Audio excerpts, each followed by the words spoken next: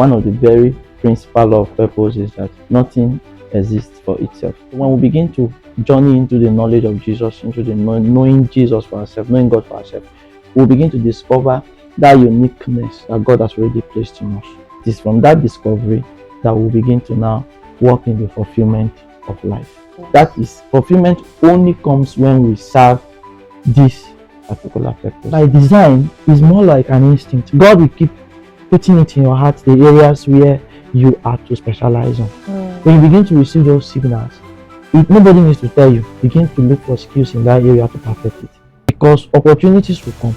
And when opportunities come, though you are called, it is key that is the gate that opens the door. The desire to stay around greatness, more desire to learn around greatness, because our destinies are not isolated. We are all connected. There are some people that I design in my life, but those people are gates from specific areas of my life. And when I design it, I don't joke with that relationship. So you must be able to tell relationships that are priorities to you, relationships that you will service. The same way you service your car, you service your motorcycle, to keep serving you. You must service relationships like that.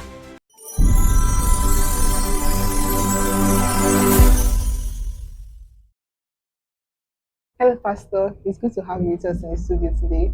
It's an honor. Thank you so much. Thank you, sir. So, quickly, I would just like for us to go straight into why we are here. And today we're talking about discovering purpose. And as we know, everybody wants to fulfill purpose. At least the average youth wants to fulfill purpose. There's this drive to know what their purpose is, to discover what purpose is. So, what's your perspective? What do you think discovering purpose is? Okay. It's an excellent question, and it's a broad topic. And I would say that purpose is the driver for everything. Whatever doesn't have a purpose does not have the right to exist. Yes. And we have seen that through all of God's creation and everything that God has made. And I will start by saying that everything, one of the very principal of purpose is that nothing exists for itself. Nothing exists for itself. We can see that from nature, we see that from the plants, we see that from the trees. Like these mangoes that we are eating now, no mango can eat its own self. Yes. And I love the way Dr. David put it, that no phone right now can make calls for itself. Yes. You get the point. So the phone is serving the purpose of the owner of the phone. No car can drive itself. Definitely. So the car goes to where the owner wants to go. So when we now narrow it down to our human life, the first thing you must begin to pursue in discovering purpose is that you are not living for yourself. You know, when you begin to think about yourself, you're beginning to key the whole protocol of divine purpose. So that is not the design. You are to service a superior authority. You are to serve something that is higher than you. So I would say that you will begin that journey by beginning to know God for yourself, who is the creator of all life. Like I usually say that the scriptures were speaking in John, Jesus, concerning Jesus, that he was that light that lights every man that comes into the world. So when we begin to journey into the knowledge of Jesus, into the knowing Jesus for ourselves, knowing God for ourselves, we'll begin to discover that uniqueness that God has already placed in us. It is from that discovery that we'll begin to now walk in the fulfillment of life. That is, fulfillment only comes when we serve this particular purpose, that we are not here for ourselves. When you take yourself from that picture, you have started the journey. So in going forward, you will now discover that there is a general law, because it's not about finding, it's not about nobody produces purpose. We discover it because God is the one who makes it. So you now discover that it will work with an 80 to 20 rule.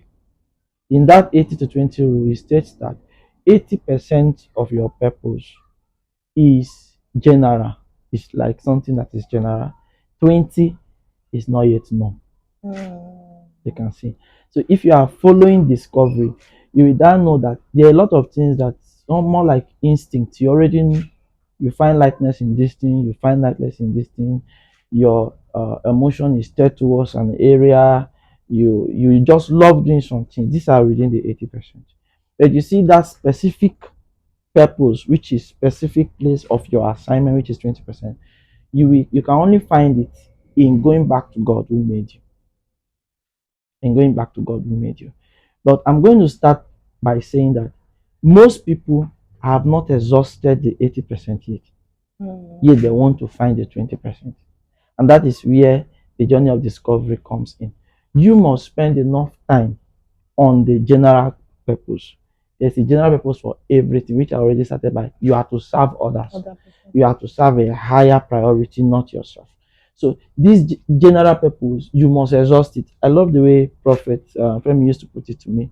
He said, before you pay for the extra courses, exhaust the free courses first. Yes.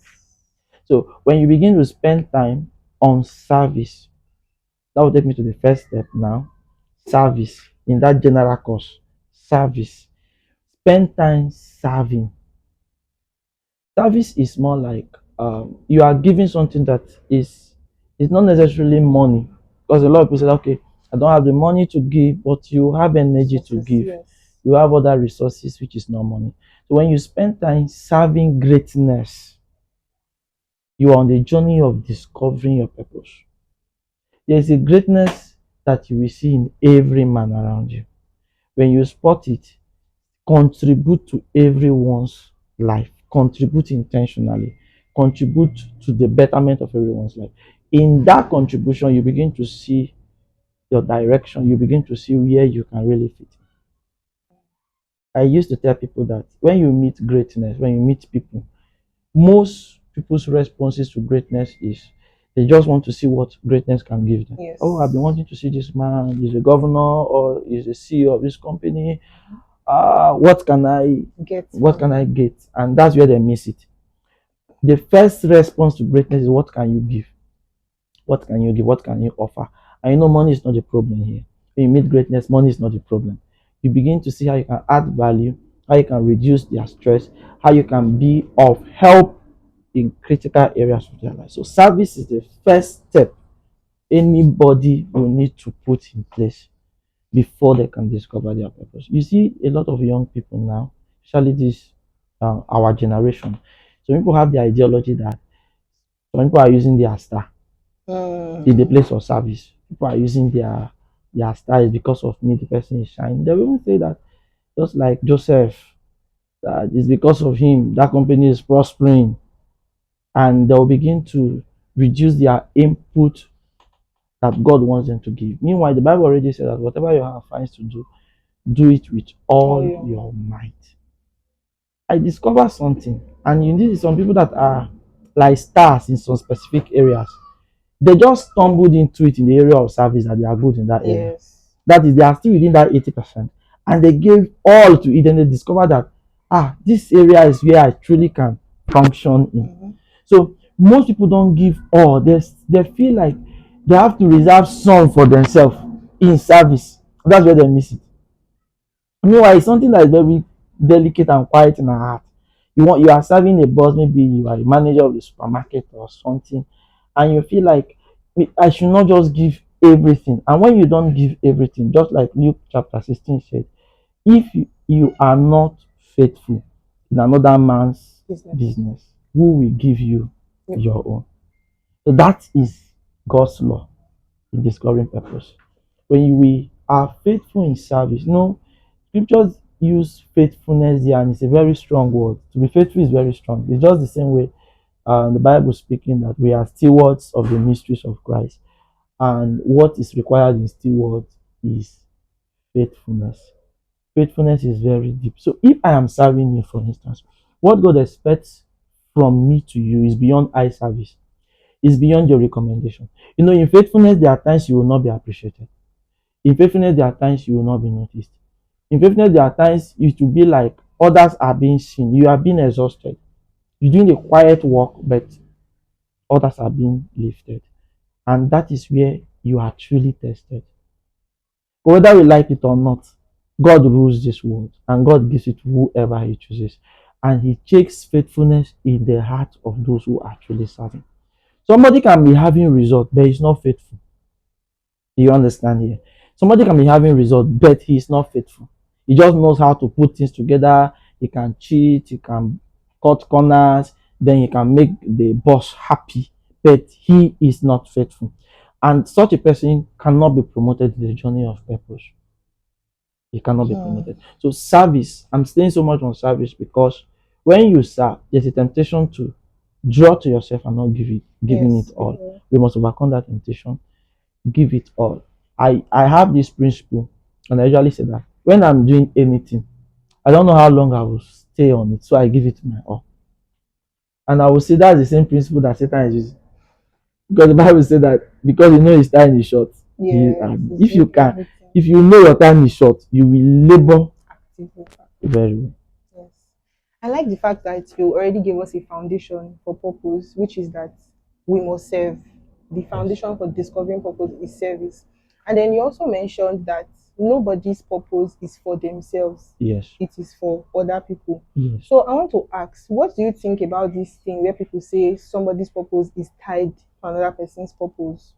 Because you also mentioned that some people believe that some other people are using their stars and they are using them to shine. But then, Okay. is there a place where we can say this person's purpose is connected to this person's purpose and God orchestrated that, whatever you Very, are doing? very. In fact, that's how God designed it. Okay. God designed that we live together.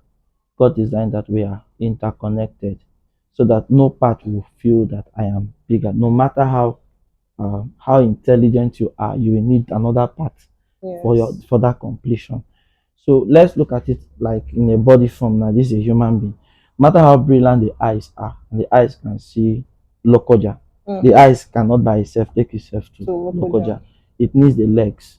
Yes, the Yes. legs will not. The leg does not have to see, but the leg will take you to The Lokoja. place. So that's how the interconnection comes in.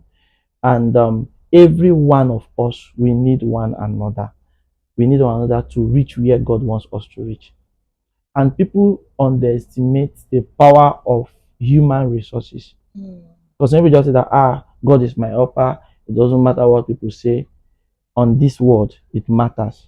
It matters. Man, God can say you are going to be promoted. And your attitude at the gate of that promotion to a particular man who is the gate can hinder what God said. So that interconnection is there. So your question now is some people say that they are using their stars. Yes, from that point, when you are serving anybody, of the truth, the person is using you. That's a blunt truth. Yeah, because you are useful. Because you are useful. Thank you for that. The person is using. If you are not ready to be used, you are not ready to even benefit your word. So people must release themselves to be used. Release your time to be used. Release your intellect to be used. Release your resources to be used in the path of service. In that way, your connection to greatness will become very easy. My pastor will say this. He said, if a billionaire is to pay you 30,000 naira for you to work with him, you should take that job instead of 100,000 naira to work with someone else that is not a gate to your destiny. Mm. Because what you are gaining from this billionaire is not the money.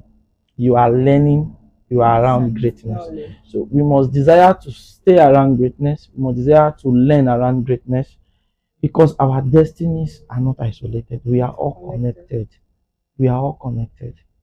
There are some people that I design in my life that those people are gates, Mm. some specific areas of my life. And when I design it, I don't joke with that relationship. So you must be able to tell relationships that are priorities to you, relationship that you will service. The same way you service your car, you service your motorcycle to keep serving you. You must service relationships like that. So we are connected. That's the design of God. Yes. Okay, let's look at purpose. We are human beings and we grow over time, evolve. Yeah. And then as we evolve over time, different things about us also evolve alongside. So is it okay to say that purpose evolves over time or it is something that is just the same from when we are born till Mhm. when we die? Yes. I would say that the purpose which I will categorize as our calling, Mhm. that is that God has called us to do, remains the same. Okay. The evolving, it's I want to say it like it's more like the expression of that particular Yes. thing. It changes with the terrain, with the environment, with the people. Yes. Like Paul will say that for the Jews I become a Jew. Mm-hmm. The message is still the same, the gospel. For the Gentiles, I become this. So the evolving is the expression of the purpose. If I'm going to reach a job people, there's a way I will have to study them in order Yes. to reach Yes. them.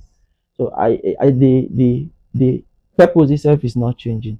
What is changing is the different expressions of it. And I would say for us to maintain and not lose focus, because there's a way you can try to express purpose in different expressions that if you're not careful, you will lose it. Yes. So the only way to survive it is make sure you are grounded in the knowledge of that particular calling. You truly know it. It has become you. You are eating the scroll, and no matter the terrain, you still maintain the original identity of that thing that God has told you. Or as different expressions can begin to suggest different lines to you. Yes. I was listening to Pastor PD one, Pastor Dolapo Lawal. I was listening to him one time, and he mentioned that as believers, each and every one of our purposes are tied to Christ. They are tied to the grand scheme, God's grand plan. So, can you talk about that? How is our purpose tied to Christ? Because several other speakers and preachers have spoken about it, and it seems like it is a thing. Yes, from Isaiah chapter 50, 53, right? If I get it correctly. No, we saw from scriptures that because Jesus has died for us, Bible says, who shall declare his generation? Mm-hmm. So the death of Jesus was an exchange. It's more like he came to die our death so that we can live his life. And that's the perfect law of substitution, like I explained the other time. If you look at Abraham and Isaac, when he was about to kill Isaac, and God provided that lamb, what God was saying is that this lamb, which is Christ, is going to die the death of Isaac, which is us. So that as long as Isaac is alive, Isaac will know that he's going to live the same life of the lamb. That is when substitution is complete. Yes. So that's how our purpose becomes tied to Christ. If I have believed and have received Jesus, I am no longer living my own life. Mm-hmm. And it must be a consciousness I carry. I am a steward for my physical resources. I'm a steward for spiritual resources. But there's a way you can even use spiritual resource also for yourself, if you have not understood that you are to be an extension of the life of Christ. So we are not living the life for Jesus. We are like an extension, a branch from a root, which is Jesus, because he has died our death. Or else all of us should die because the wages of sin is there. But since Jesus has paid that wages, we are to live his life in all expressions. So if I am an artist, I am to live that life of an artist as an expression to Jesus Christ, as a continuation of his ministry. That is publicizing his name in that area. I don't know if that answers your question. Yes, it does. Okay. I would like us to talk about purpose from another perspective, which is that some people are so preoccupied with finding purpose, fulfilling purpose, discovering purpose, and all those things that I feel like they eventually miss it.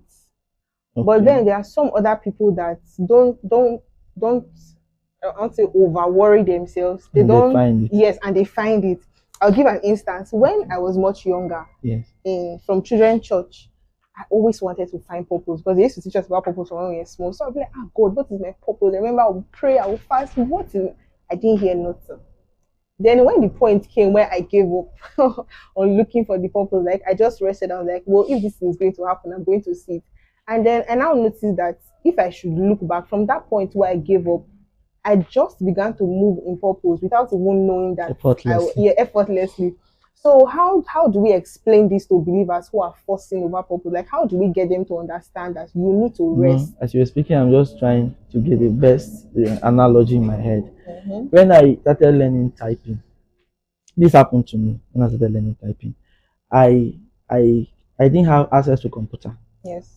So the first time I started with this, this QWERTY keyboard, Mavis Beacon. So I learned the position of keys, and I'll go back home because I want to continue practice. I'll sit on my bed, then close my eyes, then I'll start typing. And I discovered something that I usually don't make errors if I am not afraid to fail. Let me try to repeat myself again. I usually don't make errors not if I'm not afraid afraid? to fail. But immediately I become conscious of, hey, where is A, where is S, where is T, and I begin to make errors. No, you say those who don't struggle, they easily find it. It's a pointer to something God have already done, that this purpose is very simple to find. Very simple. When you begin to struggle to find it, you now complicate the process. It's just like Yeah. go like this, then you are now, where is purpose? Where is purpose? Like a cobweb, you are now One missing. entangling yourself and causing more confusion. It is very simple to find. That way I say you just begin to do the general things, Mm, which is service, yes. be living for Commitment to others. church. Don't live for yourself. Don't say, oh, my money is myself. You know, those days when we have not known God, usually I used to say that my first salary, the way I will eat, the kind of food I will eat, I will use my first salary to Buffet. enjoy myself. All this food I keep seeing that I cannot reach, I'll use my first salary to enjoy myself. But you see, I now discovered that it was childish, and I was thinking like a child. So when you begin to live freely, exhaust all the options of serving others, be free, it will be very easy for you to discover it. And you just find out, oh, I'm good in this area. I just put my heart to it. I'm good in this area. So that's what I have to say to all those. Then is it wrong to ask? No, it's not wrong to ask. It still goes to what I initially said. That most people who are trying to get 20% have not finished 80%. 80%. So it's like saying, God, what's my purpose? And God brought you to a church to serve. There was a particular brother, we are in the same congregation some years back. And when he came to the church, he went to meet the pastor straight and tell the pastor that as he's joining this church, he wants to become the assistant pastor. And so people are surprised How? that the pastor should make an assistant pastor. And because maybe he has read so many books, he have done pastoral training and all those. Bible school. So I just feel like if he should come to the church, he should. When I was serving under my pastor, ministerial training, it's not like we are reading the Bible all the time. No, you are the one buying fuel for generator. Yes. You are changing oil. We are doing the Wow. general things. I'll be the one fixing the street lights. I constructed pole that will go up high, bought wood, dig holes, make sure there is street light from church to the road. In all of those things, as I'm nailing those things, God will be teaching me. Yes. I remember one God taught me and I can't forget. I was trying to nail something up ahead of me, and as I was trying to hit it, it was falling into my eyes. Then God was now teaching me on how that you must not fight those who are Above you. above you. You may injure them, but You will get hurt. you will get hurt. Yeah. So you can see in all of this, but I was doing the general things. I wasn't putting it in my head that I'll be a pastor one day. Yes. It was not even my own plan. It wasn't. So when we have not exhausted those general things and want to begin to bug heaven, we will not receive anything. But when we become free in loving people, in serving people, in making things available for people, God will begin to show us where we truly belong. Thank you so much, Pastor. Thank But you. before I let you go, I have just one last question, and it's about alignment. I have heard and I have seen that believers who are aligned with God, like you have already said, with all that you have said, they tend to walk in purpose more. But then I also want to ask from that alignment, is it possible that a believer will lose out on their purpose? Like, is it possible that a believer will end up not fulfilling purpose? Because from what I've seen, it is those who are aligned in service, God teaches them in serving others, doing the general 80%. But those that are not doing the general 80%, that are busy trying to look for purpose outside what they should be doing, will they eventually miss out on purpose? They will eventually miss out. It's a guarantee. The reason for that is you are breaking the protocols to finding it. Just like saying, I don't want to go to school, I want to be a medical doctor. And if peradventure they don't miss out and they decide to force it, there will be quack doctors. And they will cause problem in the ecosystem. The ecosystem. And that's what we are having now.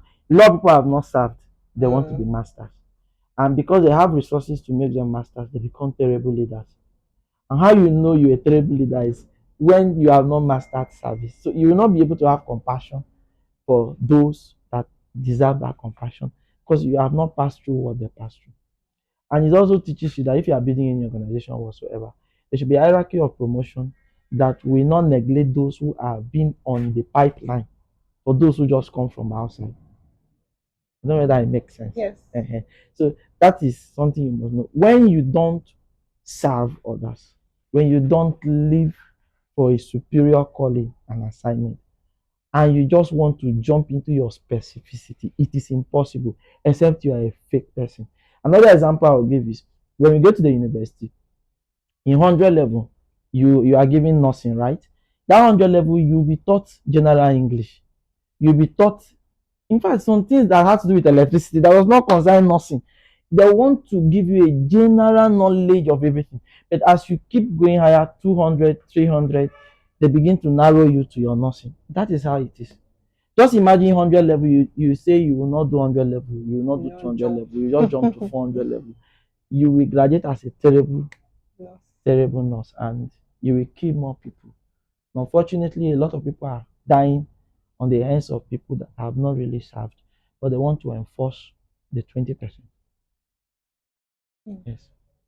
Thank you so much. There's something I will want to add if you don't mind. Yes, please. Because I said some things about service. Yes. The next thing you will do in the journey of purpose is skill. Skill. Yes, Okay. skill. Now, in your line of service, because by design is more like an instinct. God will keep putting it in your heart the areas where you are to specialize on. When you begin to receive those signals, nobody needs to tell you. Begin to look for skills in that area to perfect it. Because opportunities will come. And when opportunities come, though you are called, it is key that is the gate that opens the door. A man's So gift. yes, a man's gift. So when that skill is not there, though it is your place of promotion, it may be denied. Yes. So as you are serving and God brings instinct on, this is your area, this one you are good in. Get materials. And thank God we are in a world where it is easy now to get self-trained. Yes. Get materials, educate yourself, and be ready, be living ready for any opportunity. So that's what I want to add. Thank you so much. Thank you so much. Too. I think one of my personal key take homes is the fact that service is very, very sacrosanct, very important. Yes. And it is from that service that we grow to the point where we can now begin to see other parts of our purpose that God wants us to fulfill. Yes. And it is from seeing them that we will now know the skills that we need to acquire to actually fulfill purpose. Thank you. Thank you. So my dear viewers, I'm glad you stayed with us till this point. And if you have any questions or any contributions, kindly let us know in the comment section.